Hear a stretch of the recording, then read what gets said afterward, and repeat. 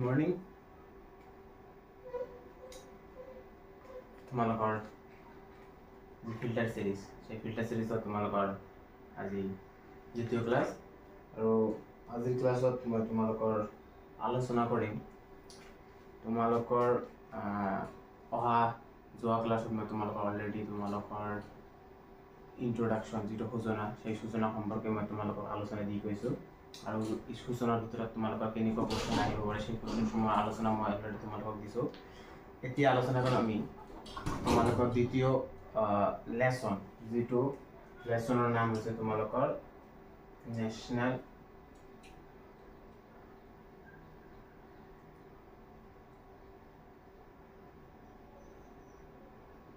Income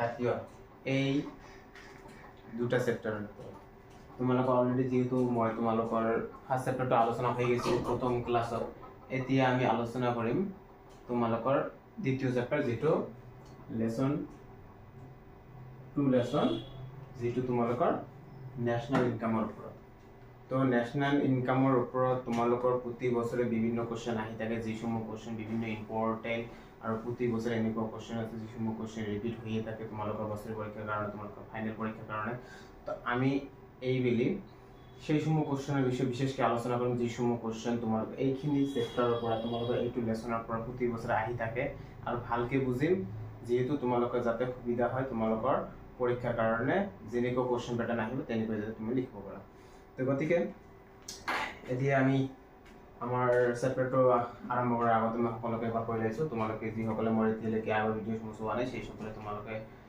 লিংকত ভিডিঅ'সমূহৰ ডিসক্ৰিপশনত link দিয়া থাকিব তোমালোকে সেই লিংকৰ পৰা আগৰ ভিডিঅ'বোৰ চাই ল'ব নহলে যিসকলে চাইছে সেইসকলে এবাৰ লাইক কমেন্ট সাবস্ক্ৰাইব কৰি দিও চেনেলটো আৰু তোমালোকৰ যিসমূহ বন্ধু আছে সেইগুলো শেয়াৰ কৰি দিব গতিকে আহক লেটস স্টাৰ্ট তো আজি আমি স্টাৰ্ট কৰিম ন্যাশনাল ইনকাম তো ন্যাশনাল ইনকাম বিষয় জানিবৰ হলে আমি আগত বিশেষ কিছুমান ন্যাশনাল ইনকামৰ বিষয়ে জানিব লাগিব কিছুমান আমাৰ ধাৰণা থাকিব লাগিব যেনেকুৱা GDP GNP GDP MP GDP FC তাৰপৰে এনএনপি এনডিপি এনেকুৱা কিছুমান সাংকেতিক আমাৰ জানিব লাগিব অলৰেডি যে জিডিপি জিএনপি আমি ফাৰ্স্ট এই কেইটাৰ ভিতৰত আমি ফাৰ্স্ট আলোচনা কৰিম জিডিপি জিএনপি এই দুটো বিষয় আমি আলোচনা কৰিম তো আগত ফাৰ্স্ট আমি এই দুটো বিষয় আলোচনা কৰিম যেহেতু তো এই দুটো বিষয় আমি ফাৰ্স্ট আগত জানিম তো জিডিপি আৰু জিএনপি জিডিপি কি হয় GDP gross domestic product gross domestic product বুলি কয় যাক আমি ক'ব পাৰোঁ অসমীয়াত কয় মুঠ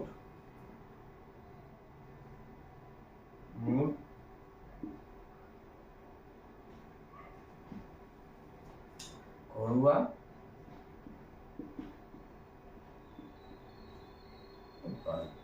মুঠ ঘৰুৱা উৎপাদন যে জিডিপি কি কয় গ্ৰস ডোমেস্টিক প্ৰোডাক্ট তো জিডিপি কি যে জিডিপি হল কোনো এখন দেশৰ ভিতৰত দেশখনৰ আভ্যন্তৰীণ খণ্ডত যিসমূহ দেশ এখনে যি বিভিন্ন সেক্টৰৰ পৰা বিভিন্ন খণ্ডৰ পৰা আয় উপাৰ্জন কৰে তাৰ উৎপাদনৰ হিচাপ তো বুজি পাইছে তো অৰ্থাৎ কি হল কথাটো যে সাপোজ আমাৰ এইখন ভাৰতবৰ্ষ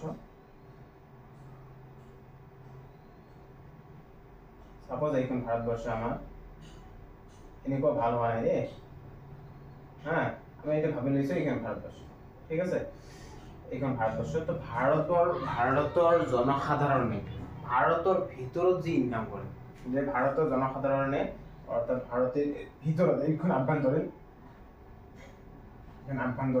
আৰ এইখন বাহিৰ অৰ্থাৎ ইয়াত তোমালোকৰ যিকোনো আদাৰ্স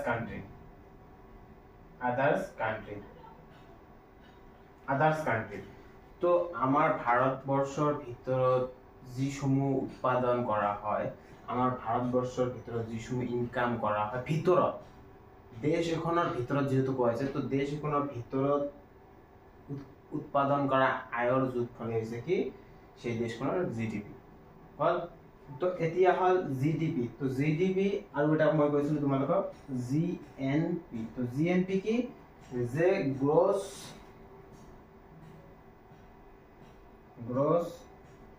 ন্যাশনাল প্ৰোডাক্ট। তো গ্ৰস ন্যাশনাল প্ৰোডাক্ট এইটো কয় মুঠ জাতীয় উৎপাদন। তো দেশ এখনে আভ্যন্তৰীণ আৰু বাহ্যিক এই দুয়োটা ক্ষেত্ৰতে উৎপাদন কৰা আয়ৰ মুঠ যোগফল। তাৰ মানে আমি জিডিপি পড়েছিল অনলি দেশ এখনৰ ভিতৰৰ কথা আলোচনা কৰা হয়, তাত উৎপাদন কৰা আয়ৰ, কিন্তু এতিয়া আমি জিএনপিত কি পাম যে জিএনপিত দেশখন আৰু দেশৰ বাহ্যিক, দেশখনৰ বাহিৰত যদি কোনোবাই সাপোজ কোনোবাই আমেৰিকাত গৈ ইনকাম কৰিছে, কোনোবাই তোমাৰ ডুবাইত গৈ ইনকাম কৰিছে, কোনোবাই জাপানত গৈ ইনকাম কৰিছে, তো এনেকুৱা যে নিজৰ দেশৰ বাহিৰেও এইটো আমাৰ দেশৰ মানুহ যদি কোনো এখন দেশত গৈ ইনকাম কৰে, সেই ইনকাম সমূহ আমাৰ ক'ত যোগ হ'ব জিএনপিত যোগ হ'ব। অৰ্থাৎ ইয়াৰ পৰ আমি কব পাৰো যে জিডিপিৰ ক্ষেত্ৰত আমি কি হয় জিডিপিৰ ক্ষেত্ৰত C plus I plus G plus ইয়াত প্লাসটো নহব, এইটো অনলি খালি জিডিপির ক্ষেত্ৰত এইটো সূত্ৰ। আৰু জিএনপিৰ ক্ষেত্ৰত তোমালোকৰ সূত্ৰ ব্যৱহাৰ কৰিম আমি জিএনপিৰ ক্ষেত্ৰত C plus I plus G plus X N, যেটোক আমি কব পাৰো যেটো এক্স মাইনাস এম বুলিও কব পাৰো। অৰ্থাৎ মই তোমাক অলৰেডি কৈছো যে যেহেতু দেশখনৰ ভিতৰত, তো দেশখনৰ ভিতৰত এই সময় দেশখনৰ ভিতৰত সি হৈছে তোমালোকৰ কি উপভোগ, সি হৈছে তোমালোকৰ কি উপভোগ, সি হৈছে আমালোকৰ উপভোগ।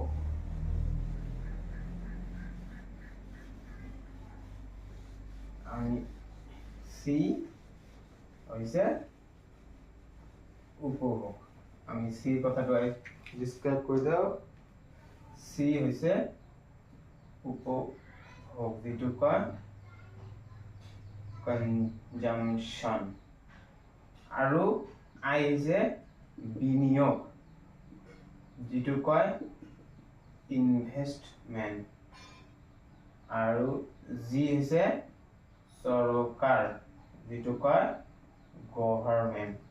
হল এইটো হল আমাৰ জিডিপি, যে দেশ এখনৰ ভিতৰত যেটো উৎপাদনৰ কথা কয়, তাহলে জিডিপিৰ ক্ষেত্ৰত উপভোগ আৰু বিনিয়োগ আৰু সৰকাৰ এই কেইটাৰ কথা জিডিপিত আমি আলোচনা কৰা হয়। তো জিডিপিৰ ক্ষেত্ৰত সূত্ৰটো হৈছে সি প্লাস আই প্লাস জি, আৰু জিএনপিৰ ক্ষেত্ৰত সূত্ৰটো হৈছে সি প্লাস আই প্লাস জি, এইখিনি থাকিব সেম প্লাস এটা থাকিব সেইটো হৈছে এক্স মাইনাস এন, যেটোক আমি জিএনপিৰ ক্ষেত্ৰত আমি লিখিব পাৰো জিডিপি প্লাস এক্স এন, এনেকৈ লিখিব পাৰো।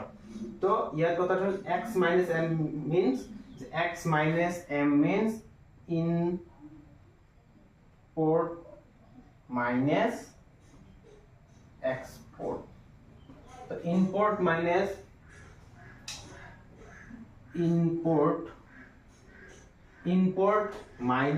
এক্সপোর্ট, এই ইম্পোর্ট মাইনাস এক্সপোর্ট কৰিলে আমি কি পাম এক্স এন পাম। তো এইখিনি কৈছে যে বিদেশৰ পৰা আমি যিখিনি ইনকাম কৰি আনিম সেই ইনকামখিনিৰ কি শুদ্ধ ইনকামখিনিহে লাগিব। শুদ্ধ ইনকাম কেতিয়া হ'ব যদি আমি বিদেশৰ পৰা ইনকাম কৰা টকাখিনি যেতিয়া আমি কৰ দিম, যেতিয়া আমি ট্যাক্স পে কৰাৰ পিছত যিখিনি শুদ্ধ অৱশিষ্ট থাকিব শুদ্ধ ইনকামখিনি, সেই ইনকামখিনি হ'ব এক্স এন। তো জিডিপিৰ লগত যদি আমি এক্স এন আমি কি করো প্লাস করো, তাহলে আমি জিএনপি পাবো। কিন্তু এইটো কথা মনে রাখবে যে জিডিপির ক্ষেত্রে অকল খালি সি প্লাস আই প্লাস জি এ যোগ হবো, কিন্তু জিএনপির ক্ষেত্রে সি plus I plus G plus এটা যোগ হবো, সেইটো হচ্ছে এক্স এন। কথা ক্লিয়ার? তো এতিয়া আমি জানিম যে জাতীয় আয় কি। তো জাতীয় আয় কি মই কি কলো অলরেডি, যে জাতীয় আয় কি হয় দেশ এখনৰ, জাতীয় আয় কি হয় জাতীয় আয় হৈছে দেশ এখনৰ ভিতৰত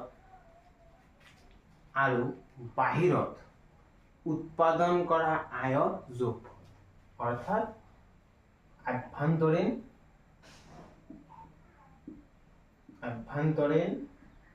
আৰু বাহ্যিক কি হ'ব, এই দুয়োটাই কত যোগ হ'ব, জাতীয় আয়ত। জাতীয় কি হবে, দেশ এখনে আভ্যন্তৰীণ আৰু বাহ্যিক খণ্ডসমূহৰ পৰা উৎপাদন কৰা আয়ৰ যোগ কৰিলে দেশখনৰ জাতীয় আয়। কথা ক্লিয়াৰ? এতিয়া আমি আহিলো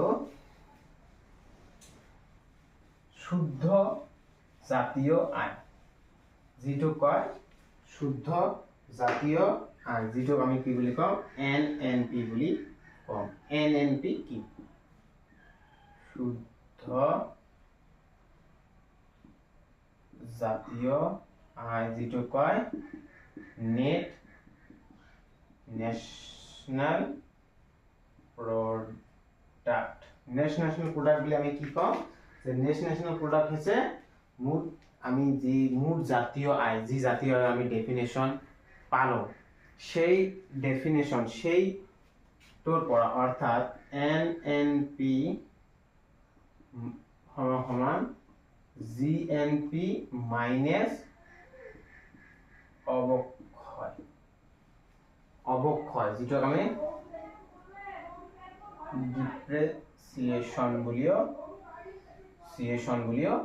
ডিপ্রেসিয়েশন। তো এইয়া কি, যে আমি জিএনপি যেতিয়া আলোচনা করো, জিএনপি যেতিয়া আমি আয় উপাৰ্জন কৰোঁ, তেতিয়া আমাৰ বিভিন্ন খণ্ডত বিভিন্ন ধৰণে আমালোকৰ ব্যয় কৰিব লগা হয়।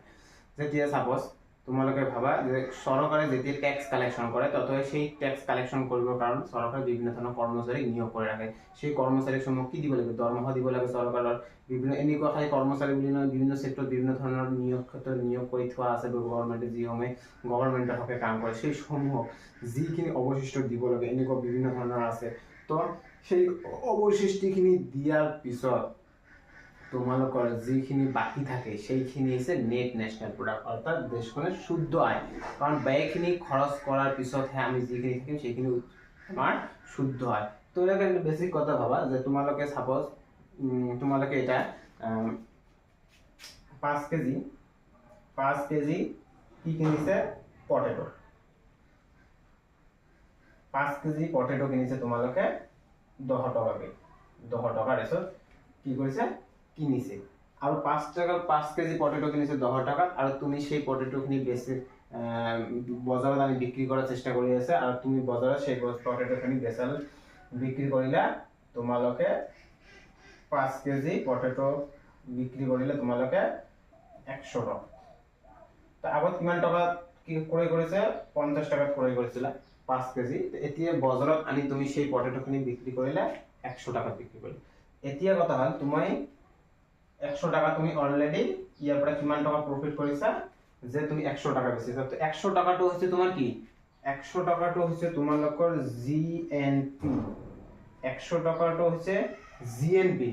কিন্তু এই 100 টাকাৰ পৰা আমি যেতিয়া জিএনপিৰ পৰা এনএনপি কৰিম, এনএনপি টো যেতিয়া আমি ফাইন্ড আউট কৰিম, তেতিয়া আমাৰ কি কৰিব লাগিব, যে এনএনপিৰ পৰা আমি যেতিয়া এনএনপি কৰিম, তো এতিয়া কি আছে, জিএনপি মাইনাস অবক্ষয়। তো অবক্ষয় ইয়াত কি আছে, যে জিএনপিৰ ক্ষেত্ৰত আমি কি আছে, জিএনপি দেওয়া আছে 100, আমাৰ অবক্ষয় মানে কি, যে আমি কিমান টাকা ব্যয় কৰিছো, যে কিমান টাকা ব্যয় কৰিছো এই মানখিনি আয় কৰাৰ কাৰণে। তো ব্যয় কিমান কৰিছো, 50 টাকা। তো 50 টাকা মাইনাস, তো আমি কিমান থাকিব, 50 টাকা। তো আমাৰ এনএনপি হ'ব 50 টাকা। তো বুজি পাইছে সকলে, যে আমি এনএনপি ফাইন্ড আউট কৰিবলৈ হলে আমাৰ জিএনপি মাইনাস ডিপ্ৰিসিয়েশনটা আমাক মাইনাস কৰিব লাগিব, যে অবক্ষয়খিনি মাইনাস কৰিব লাগে, তেনেহলে আমি কি পাম, এনএনপি শুদ্ধ জাতীয় আয়, যেটো আমি বুলি কম নেট ন্যাশনাল প্রোডাক্ট বুলি কম। Okay, I think concept is clear. এতিয়া আমি আলোচনা কৰিম পার্সোনাল ইনকাম, জাতীয় এটা মোস্ট ইম্পর্টেন্ট টপিক, যেটো বুলি কয় পার্সোনাল ইনকাম। পার্সোনাল ইনকাম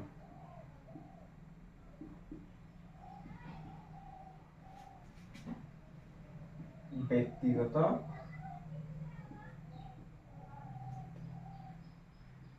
আয়। ব্যক্তিগত আয়। তো ব্যক্তিগত আয় কি? যে ব্যক্তিগত আয় হল যে ব্যক্তি এজনে এটা নিৰ্দিষ্ট সময়ৰ ভিতৰতে কিন্তু ইনকাম কৰিব লাগিব। তো ব্যক্তি এজনে এটা নিৰ্দিষ্ট সময়ৰ ভিতৰত বিভিন্ন আয়ৰ বিভিন্ন খণ্ডৰ জৰিয়তে উপাৰ্জন কৰা আয়ৰ মুঠ যোগফল। মানে থাকিব যে ব্যক্তি এজনে বিভিন্ন খণ্ডৰ পৰা উপাৰ্জন কৰা আয়ৰ মুঠ যোগফল। তো সকলোৱে কথাখিনি ভালকে বুজি পাইছে? তো ব্যক্তিগত আয়ৰ ক্ষেত্ৰত কি হল যে বিভিন্ন সাপোজ এজন ব্যক্তি কি কৰি আছে, এটা এজন ব্যক্তিয়ে সাপোজ আমি লৈছো ইয়াত এই নামৰ এজন ব্যক্তি, এই নামৰ ব্যক্তিজনে কি কৰি আছে, সাৰ্ভিস কৰে তাৰপিছত তোমালোকৰ বিজনেছতো অলপমান ইনভেষ্ট কৰিছে, বিজনেছত তাৰপিছত তোমালোকৰ এগ্ৰিকালচাৰত অলপমান কি হেৰি কৰিছে তোমাৰ, তাৰপিছত আছে তোমালোকৰ সাপোজ এনেকুৱা ইনভেষ্টমেন্ট কৰিছে। এনেকুৱা সাপোজ এজন ব্যক্তিয়ে এই নামৰ এজন ব্যক্তি বিভিন্ন তেওঁৰ আয় সোৰ্সটো বিভিন্ন ধৰণৰ বিভিন্ন খণ্ডত কি কৰিছে, তেওঁ অলপমানকৈ ইনকাম সোৰ্স লগাই থৈছে। ইয়াত আছে তোমালোকৰ সাৰ্ভিস সেক্টৰত সাপোজ তেওঁ প্ৰতি মাহে 30,000 টকাকে পায়, 30,000 টকাকে তেওঁ প্ৰতি মাহে দৰমহা পায়। বিজনেছত তেওঁ সাপোজ 5,000 টকাকে প্ৰতি মাহে ইনকাম কৰে। তাৰপিছত এগ্ৰিকালচাৰ সাপোজ 2,000 টকাকে প্ৰতি মাহে ইনকাম কৰে। আৰু তোমাৰ ইনভেষ্টমেন্টৰ পৰা প্ৰতি মাহে সাপোজ 5,000 টকাকে সাপোজ নালাগে সাপোজ 3,000 টকাকে ইনকাম কৰে। ঠিক আছে, এইটো আমি এইটো ডাটা হে ধৰিছো তোমালোকৰ ব্যক্তিগত ইনকামখিনি কেনেকৈ ইনক্লুডেড হয়, ব্যক্তিগত ইনকাম কেনেকৈ ফাইন্ড আউট কৰিব লাগে। যে যেহেতু এই নামৰ ব্যক্তিজনে বিভিন্ন খণ্ড, কাৰণ এজন ব্যক্তিৰ বিভিন্ন ধৰণৰ ইনকাম হ'ব পাৰে, কোনোবাই জব কৰিব পাৰে, জবৰ লগতে এগ্ৰিকালচাৰ কৰিব পাৰে, তাৰ লগতে ইনভেষ্টমেন্ট কিবা কাৰণে ইনভেষ্টমেন্ট কিবা থলুৱা এটা বিজনেসও কৰিব পাৰে। কাৰণ এজন ব্যক্তি খালি এজন ব্যক্তি যে সকলো কৰিব এইটো নহয়, যে কৰিব পাৰে, কিন্তু আমি ধৰি লৈছো যে এজন ব্যক্তিয়ে এই চাৰিওটা বস্তুৰ পৰা তেওঁ কি কৰে, আয় উপাৰ্জন কৰে। এতিয়া কথা হল তেওঁৰ এই যে আয়, এই আয়খিনি এটা মুঠ হ'ব, টোটালটো হ'ব কত 30-40। তেওঁ মাহিলী ইনকাম কৰে কত 40,000 টকা। যে মাহিলী তেওঁ টোটাল ইনকাম কৰিব লাগিব, কৰি আছে তেওঁ 40,000 টকা। তো এই 40,000 টকাটো হল তেওঁৰ ব্যক্তিগত ইনকাম। বুঝাইছো? এই 40 টকাটো হল তেওঁৰ কি পাৰ্সোনাল ইনকাম। এই পাৰ্সোনাল ইনকামৰ পৰা আমি যেতিয়া কি কৰিম, ইয়াৰ পৰা আমি আৰু এটা ফাইন্ড আউট কৰিব পাৰিম। এই পাৰ্সোনাল ইনকামৰ পৰা আমি ফাইন্ড আউট কৰিব পাৰো পাৰ্সোনাল ডিসপোজেবল ইনকাম, যেটো আমি কি বুলি ক'ব পাৰো, পাৰ্সোনাল ডিসপোজেবল ইনকাম, যেটা আমি ক'ব পাৰো ব্যয়যোগ্য ব্যক্তিগত আয়, ব্যক্তিগত আয় বুলি ক'ব পাৰো। এই ব্যয়যোগ্য ব্যক্তিগত আয়খিনি কি, ব্যয়যোগ্য ব্যক্তিগত আয় হৈছে মুঠ আয়ৰ পৰা কাৰ ব্যয়যোগ্য ব্যক্তিগত আয়, মুঠ আয় কাৰ ব্যক্তিজনৰ মুঠ আয়, ব্যক্তিজনৰ মুঠ আয়ৰ পৰা যেতিয়া আমি প্ৰত্যক্ষ কৰ মানে ডিৰেক্ট টেক্স, প্ৰত্যক্ষ কৰ আমি বাদ দিম, যেতিয়া personal disposable income means personal income minus direct tax, প্ৰত্যক্ষ কৰ আমি যেতিয়া বাদ দিম তেতিয়াহে আমি কি পাম, পার্সোনাল ডিসপোজেবল ইনকাম ব্যয়যোগ্য ব্যক্তিগত আয় পাম। এতিয়া কথা হল পার্সোনাল ডিসপোজেবল ইনকাম, সাপোজ এই যে ব্যক্তি এজনে 40,000 টকা ইনকাম কৰোতে তেওঁ suppose personal disposable direct tax suppose দিব লাগে, সাপোজ ডিরেক্ট ট্যাক্স দিব লাগে সাপোজ 5,000 টাকা। এই যে 5,000 টাকা তো ডিরেক্ট ট্যাক্স দিব লাগে, এতিয়া তাহলে 40,000 টাকা মাইনাস 5,000 টাকা, তেনেহলে কিমান হ'ব 35,000। এই 35,000 টকাখিনি হ'ব ব্যক্তিজনৰ পার্সোনাল ডিসপোজেবল ইনকাম, ব্যয়যোগ্য ব্যক্তিগত আয়। কথা বুজি পাইছা? এই ব্যয়যোগ্য ব্যক্তিগত আয় আৰু ব্যয়যোগ্য ব্যক্তিগত আয়ৰ পৰা তোমালোকৰ প্ৰতি বছৰে এটা 2 মাৰ্কৰ কোশ্চেন আহিয়ে থাকে। তো এইটো মোস্ট ইম্পৰ্টেণ্ট কোশ্চেন, যিসকলে তোমালোকে বুজি পাইছে বা তোমালোকে এতিয়ালৈকে কি কৰা নাই, তোমালোকে মই কোৱা কথাখিনিৰ লগত তোমালোকে ডেফিনেশ্যন কৰি লিখি লোৱা। হয়তো তোমালোকৰ পৰীক্ষা দি ইয়াৰ পৰা কোশ্চেন থাকিবই, কাৰণ প্ৰতি বছৰে যিহেতু ইয়াৰ পৰা কোশ্চেন আহিয়ে থাকে। তো এতিয়া আমি তোমালোকৰ এটা আলোচনা কৰিম মোস্ট ইম্পৰ্টেণ্ট টপিক তোমালোকৰ প্ৰতি বছৰৰ কাৰণে, যিহেতু তোমাৰ এইখন আহিয়ে থাকে। তো ইয়াৰ পৰা এটা হ'ল যে পাৰ কেপিটা ইনকাম, যেটা কোৱা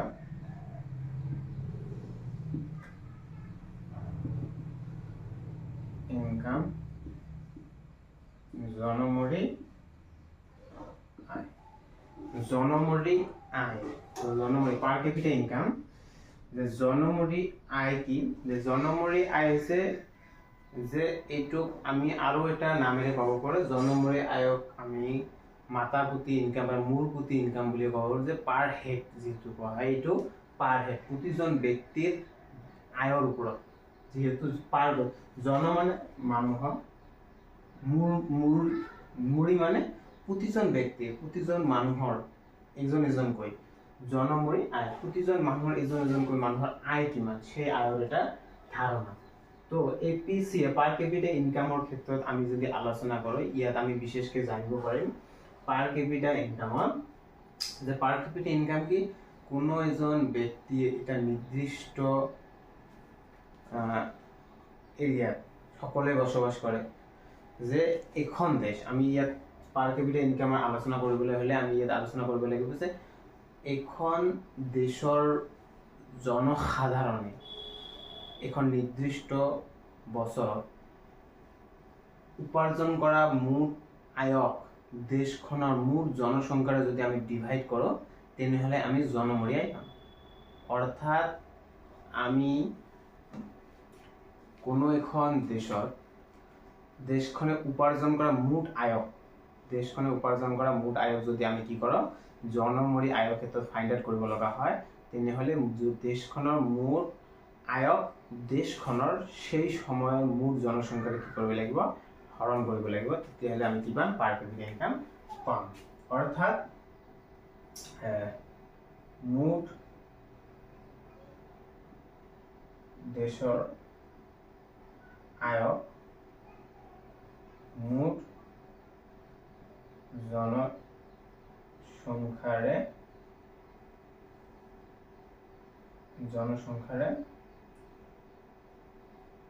ডিভাইড কৰিব লাগিব। মুঠ দেশৰ আয়ক আমি কি কৰিম, মুঠ জনসংখ্যাৰে ডিভাইড কৰিম। অৰ্থাৎ টোটাল পপুলেশন divided by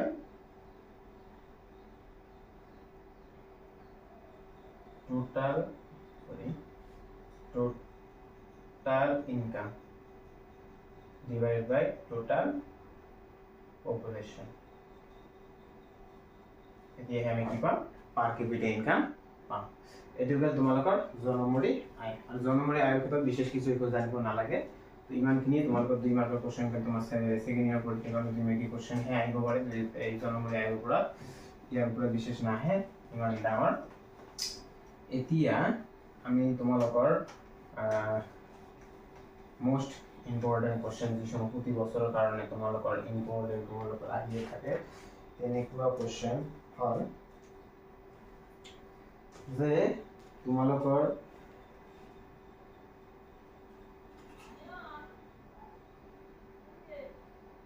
জাতীয় আয় ক্ষেত্ৰত পদ্ধতি। এতিয়া কথা হ'ল জাতীয় আয়ৰ ক্ষেত্ৰত বিভিন্ন ধৰণৰ পদ্ধতি আছে, যিসমূহ পদ্ধতিৰ জৰিয়তে আমি কি হ'ল জাতীয় আয় কি কৰা ফাইণ্ড আউট কৰা হয়। তো জাতীয় আয়ৰ ক্ষেত্ৰত থকা পদ্ধতিসমূহ হ'ল 3টা পদ্ধতি, তোমালোকে ভালকৈ মনত ৰাখিব। এটা হ'ল প্ৰডাকশন মেথড,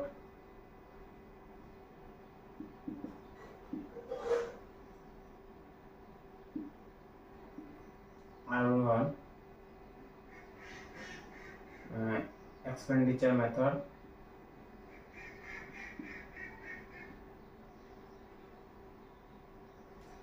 আৰু এটা হল ইনকাম মেথড